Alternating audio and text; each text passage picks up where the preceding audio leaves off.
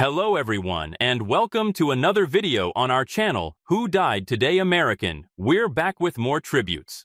In this video, we have a list of American stars who passed away in the last few days, or just recently. Number 1. Toni Price. According to a notice on her website, Toni Price, the country blues singer who recorded some of Austin's best-selling records and gave one of its most cherished live residencies, passed away on Friday after complications from a brain aneurysm. Her age was 63. Price was born Louise Esther in Philadelphia in 1961, but she went by Toni when she was 10 years old and performed One Tin Soldiers at a Nashville summer camp talent competition. After growing up in the capital of the genre, she released a few country singles under the name. However, in 1989, she moved to Austin, which had a blues scene that her manager, Cameron Randall, believed she would fit in with. A 30-year love affair with the city began with the move. Price made friends with the local blues queens Lou Ann, Marcia Ball, and Angela Streley, and found a place at Antone's nightclub. In a 2001 cover story, she told Margaret Moser of the Chronicle, "They were so encouraging, like sisters. Just say, come on, little sister, hop on." Without any competition, Nashville isn't as loving as this place. Everyone hates everyone. Clifford Antone greeted me and said, "Come into the home of the blues." Price, who was never a songwriter, contributed her honeyed alto to songs by Shelley King, David Olney, Herb McCullough, Blaze Foley, J.J. Cale, and, most significantly, Gwyl Owens, who has been her main collaborator since 1986. Being a singer always satisfied her. "I never worried about not being a songwriter," she claimed in the same cover story. "I never claim credit, even if I alter the tune.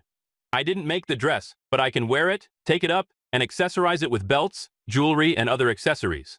I'm also in awe of songwriters. What they do is a sacred mystery. Some individuals sing by opening their mouths, and I do the same." In 2018, 5 of her albums were included among the top 100 best-selling titles ever by Waterloo Records. The juke joint Madonna had a sizable fan base in Austin and was similarly uninterested in going on tour. She hosted a monthly Tuesday night hippie hour residency at the Continental Club for 22 years, performing alongside a variety of local pickers, like as David Grissom, Denny Freeman, Derek O'Brien, Casper Rawls, and Champ Hood, who was inducted into the Austin Music Hall of Fame. She relocated the residency to the Little Darlin' and later the Devil's Backbone Tavern in Fisher after retiring from that stage. Warren, Champ's son, took up fiddling after his father passed away in 2001 and spent more than 10 years with Price. From 1993 to 2004, Price won 12 Austin Music Awards, including Best Blues, Album of the Year, Best Female Vocals, and Song of the Year. In 2017, she was admitted into the Austin Music Hall of Fame. Nevertheless, she never shied away from expressing her concerns about the Chronicle or the nearby festival South by Southwest. Long before the issue gained national attention, she criticized the conference for underpaying artists. She also quit reading the paper when former reporter Ken Leak's Dancing About Architecture column made fun of her friends Buck Owens and Kelly Willis. In 2001, she admitted, "I started looking at it again after realizing I didn't know what was going on in town, and I missed everything happening." Price's family asked that any memorial contributions be donated to Hospice Austin's Christopher House in Toni's honor. The notification said that a tribute show would be announced shortly. Number 2. Shelley Duvall. The adventurous, Texas-born film star Shelley Duvall, who co-starred in Stanley Kubrick's The Shining and whose wide-eyed, endearing demeanor was a staple in Robert Altman's films, has passed away. Her age was 75. Dan Gilroy, Duvall's lifelong partner, said she passed away in her sleep Thursday at her Blanco, Texas home. According to her acquaintance, publicist Gary Springer, the cause was complications from diabetes. In a statement, Gilroy stated, "Last night, my dear, sweet, wonderful life partner and friend left us. She's free now. After too much pain lately. Beautiful Shelley, take off." When Altman's crew members met Duvall at a party in Houston in 1970 as they were getting ready to film Brewster McCloud, she was a junior in college in Texas. They presented her to the director, who appointed her as his protege and put her in Brewster McCloud. Duvall would later make appearances in Altman films such as 3 Women, Popeye, Thieves Like Us, Nashville, and McCabe and Ms. Miller. "He offers me good roles," Duvall said in a 1977 interview with the New York Times. "They have all been different. He is very confident in me, and he respects and trusts me. He doesn't limit me or make me feel threatened, and I adore him. I recall his very first piece of counsel to me: don't take yourself seriously." Duvall was not your typical Hollywood star, thin and gawky. However, she projected a unique naturalism and had a charmingly candid way.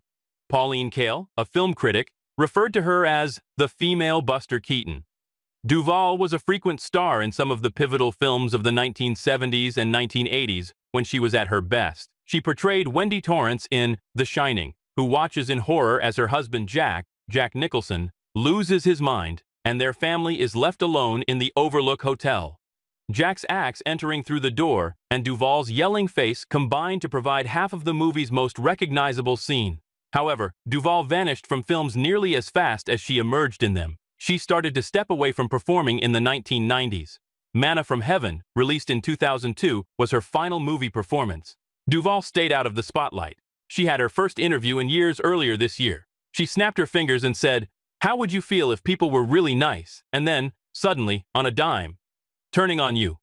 The Times was told by Duvall, "Unless you experience it yourself, you would never believe it. You are harmed because you find it hard to accept as true." Number 3. Tony Campolo. Tony Campolo, a best-selling author, educator, and evangelist preacher who was well known for supporting the Red Letter Christianity movement, passed away. He was 89. On Tuesday night, Campolo posted an announcement on his Facebook page about his passing. The well-known preacher died at his home in Bryn Mawr, Pennsylvania, where he was surrounded by his family and loved ones, according to the statement sent to his friends and followers. His influence will be felt for generations to come, and his life was a testament to faith, love, and the transformative power of relationships. The notification continued.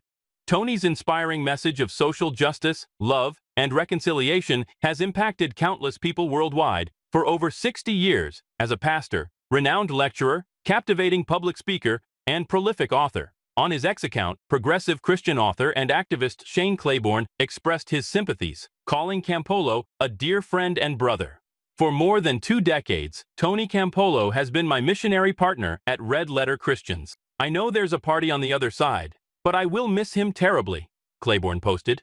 At this time, I have little else to say. However, I shall shortly. We appreciate the love and sympathies that have been sent in from all across the world. Thankful for all the lives he has impacted throughout the years. Campolo was born in Philadelphia, Pennsylvania, on February 25, 1935. He was well known for his engaging sermons, years of teaching, and social activism, particularly with the underprivileged. In order to assist underserved populations, Campolo founded the Evangelical Association for the Promotion of Education, which he directed for almost 40 years. In 2014, he left his role with the company. Because Jesus' teachings are printed in red ink rather than black in some published versions of the Bible, Campolo assisted in founding an organization in 2007 called Red Letter Christians. We are certain that the entire Bible is inspired by God, and we also believe in the black letters. According to the group's website, Jesus is the lens through which we interpret the Bible and the lens through which we interpret the world we live in. It's evident that some of the most vocal Christian voices haven't always been the most exquisite. Furthermore, some of the most exquisite voices have not received the recognition they merit. By altering the narrators, we can alter the story.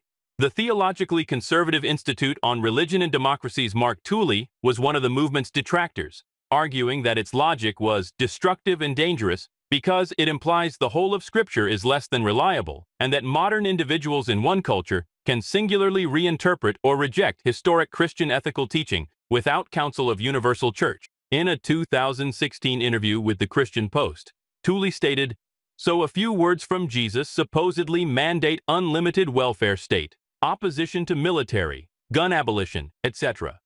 Meanwhile, too often historic church teachings about abortion or homosexuality are dismissed because Jesus did not specifically address it.